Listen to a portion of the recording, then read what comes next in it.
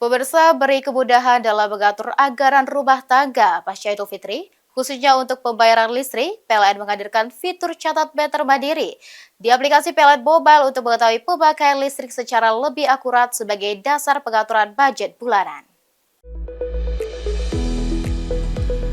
Fitur Swakem memungkinkan pengguna listrik pasca bayar melakukan pencatatan angka stan KWH meter secara mandiri, sehingga dapat diketahui jumlah tagihan konsumsi listrik aktual.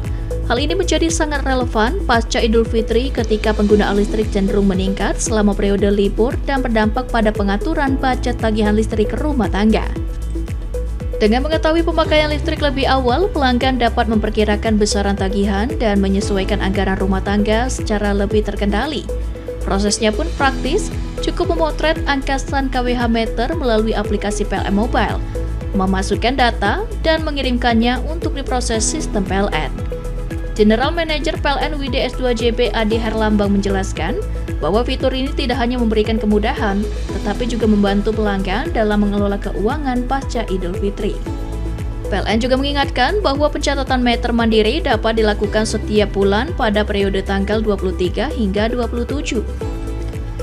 Kehadiran fitur Swakem menjadi bagian dari komitmen PLN untuk menghadirkan layanan yang adaptif terhadap kebutuhan pelanggan, sekaligus mendukung pengelolaan keuangan yang lebih cermat melalui pemanfaatan teknologi digital.